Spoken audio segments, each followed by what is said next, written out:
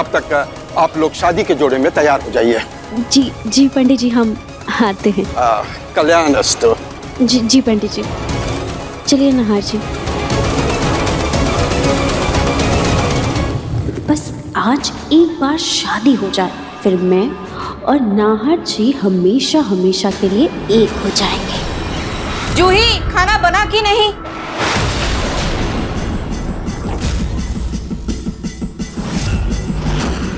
ये क्या है? ना सब्जी कटी है ना आटा गूंथा है। खाने का समय हो रहा है और खाने का कुछ अता पता ही नहीं। और ये जूही है कहाँ? जूही, जूही, जो फोन लगाती हो।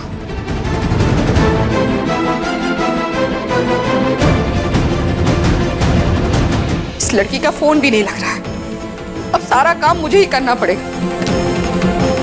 सोनी, सोनी, खाना बना के नहीं, मुझे बहुत भूख लगी है।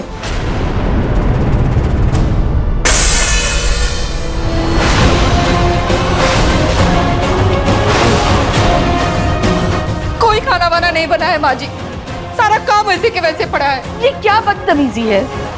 मेरे सामने आटा फेंक रही हो, दिमाग खराब हो गया है क्या तुम्हारा? हाँ माँ जी, मेरा दिमाग खराब हो गया, आपकी हरकतों से मेरा दिमाग खराब हो गया है। माँ जी, आपकी एक गलत कदम लेना पूरे घर का शनि बदल कर रख दिया है। सोनी, अपनी सास के सामने बदतमीजी से बात कर रही हो, अपनी तमीज में रहो। ज्यादा बेलगाम होने की जरूरत नहीं है। माँ जी, बेलगाम तो नकली रूही और मेरी बहू हो रही है। नकली रूही तो इस घर में डेरा डालकर बैठ ही गई है, साथ ही साथ जूही को भी इस घर में लाकर बैठा दी है। माँ जी, इससे अच्छी तो अपनी पुरानी रूही थी, मेरी बात मानती थी, घर का काम करती थी, पूरे घर को कितने अच्छे तरीके से संभालती थी। और ये नकली रूही काम की ना काज की, ऊपर से नाहर को भी हम सबके खिलाफ भड़का दिया है। समर, वो तो पहले ही जूही के लिए पागल था, अब तो और पागल होता जा रहा है। माँ जी, आप माने या ना माने, या तो फिर आप देखना ही नहीं चाहती कि आपकी चाल उल्टी पड़ गई है।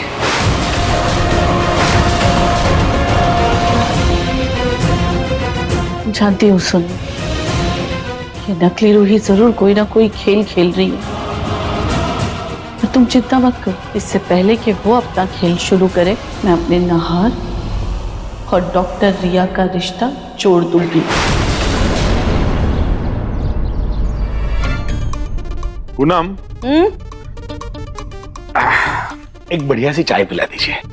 प्रतीक के पापा, ये सही है आपका, गप्पे लड़ाने के लिए दोस्त, और जब कोई काम पड़ जाए तो आपको याद आ जाती हूँ मैं। अरे वहीं क्यों नहीं पी करके आ गए एक कप चाय, जहाँ बैठकर बोल बतिया रहे थे इतनी देर तक।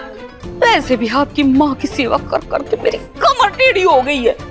दादी, बना दीजिए ना एक कप चाय। एक कप चाय ही तो बोल रहे हैं। जब आप दादू के लिए कप चाय बनाने जाओगे तो एक कप मेरे लिए बना देना, ठीक है? थक गया हूँ बहुत। हाँ महाराज, आपके लिए तो पहले बनाऊंगी, दादू के लिए बनाऊं या ना बनाऊं, ऑर्डर करो बस। एक तुम हो ऑर्डर करने वाले और एक वहाँ बैठी है तुम्हारी बीवी के अंदर मेरी सास। बस दोनों की ऑर्डर बजाती रहूंगी मैं। काम ही क्या है मेरे पास, थक गई हूँ यार मैं। हे लाड़ेसा, मैं तो कहती हूँ ये भूत प्रेत आत्मा वात्मा ये सब कुछ नहीं होता, मन का वहम है बस। मुझे तो लगता है अलग का दिमाग खराब हो गया है, उसे किसी दिमागी डॉक्टर को दिखाना चाहिए। दादी, ये क्या बोल रहे हो आप? साफ साफ कहिए ना पूनम कि आपको मेरी माँ के काम देने से प्रॉब्लम हो रही है। रुचिता थी, घर में सबके काम करती थी, सबका ख्याल रखती थी, लेकिन आपने कभी उसको प्यार नहीं किया। अब मेरे माँ के थोड़े काम क्या करने पड़ते हैं, आपको दिक्कत हो रही है। प्रतीक के पापा, ऐसी बात है क्या? मुझे भला क्या दिक्कत होगी माँ जी की सेवा करने में, पर मैं आपसे एक बात कहूँ, आपकी माँ जी यहाँ सोफे में बैठकर फल खा रही थी, मैं उन्हें फल काट काट कर दे रही थी। आप बाहर गए हुए थे, पिंकू भी घर से बाहर ही था, घर में कोई और था ही नहीं। इतने में किचन में से धाड़ करके आवाज आई, धम करके कुछ गिरा। मैं जब किचन में गई तो मैंने देखा सारा आटा गिरा हुआ है, पैरों के निशान है किसी के, और तो और मैंने खून के धब्बे भी देखे प्रतीक के पापा।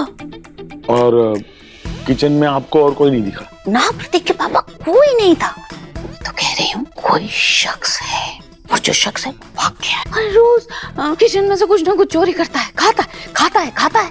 मुझे एक बताइए पूनम, कि हमारे घर में ना तो कोई चोरी हुई है ना तो कोई नुकसान हुआ है, तो ऐसे कैसे कोई घर में आकर के खा के जाएगा? कमाल करती है। दादी दादी, मुझे ऐसा लगता है कि पलक को नहीं बल्कि आपको दिमागी डॉक्टर की जरूरत है। मेरा दिमाग खराब है? पिंकू बेटा, मेरी बात पर यकीन कर, कोई शख्स है जो इस घर में है, हम सबके बीच में है। वो किचन से कुछ कुछ चुरा के खाता है। मैंने खुद अपनी आंखों से देखा है। मैंने कह तो रही हूँ, मैंने पैर के धब्बे देखे और खून के निशान देखे। अब बताओ, भूत में खून के निशान कहाँ से आ जाएंगे? भूत के होते हैं खून के निशान। कह रही, मेरी बात पर यकीन तो करो। हे भगवान, इसका मतलब दादी जी ने वो खून के धब्बे देख लिए थे और इन्हें ऐसा लगता है कि मेरा दिमाग फिर गया।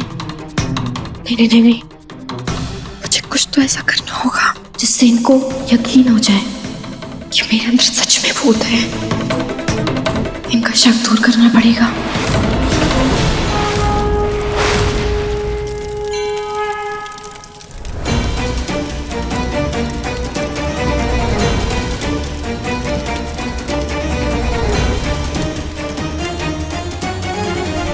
ओम वक्रतुंड महाकाय सूर्यकोटि समप्रभा निर्विघ्नं कुरु मे देव सर्वकार्येषु सर्वदा।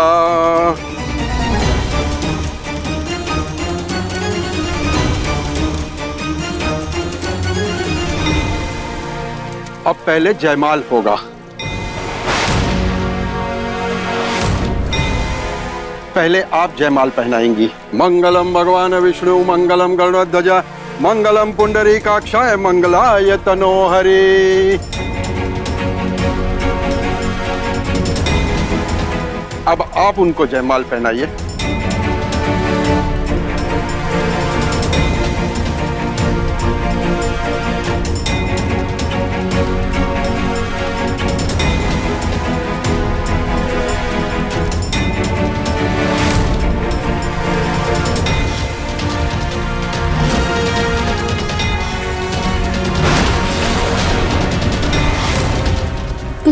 क्या हुआ नाहर जी?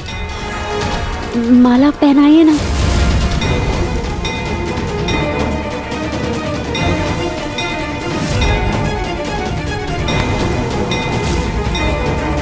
कहीं फिर से वशीकरण का मंत्र फीका तो नहीं पड़ रहा? नाहर जी, क्या हो गया? आप ये शादी करना चाहते हैं ना? नहीं। हाँ? मेरा मतलब, हाँ, करना चाहता हूँ, लेकिन पता नहीं क्यों हिचकिचाहट सी हो रही है।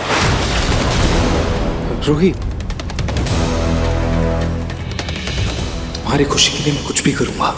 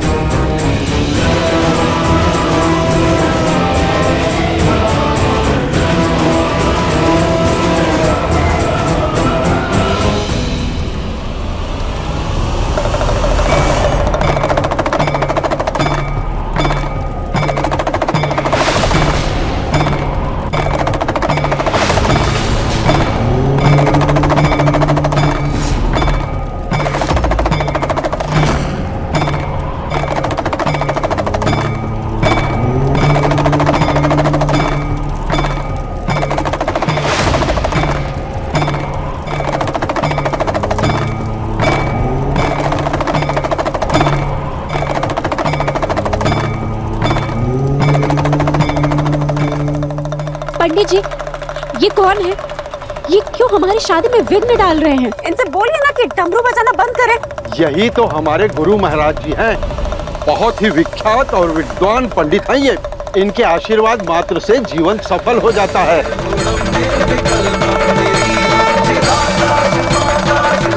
प्रणाम महाराज जी, प्रणाम। तथास्तु। महाराज, ये जोड़ा आज शादी करने जा रहा है। इन पर कृपा कीजिए और इन्हें आशीर्वाद दीजिए।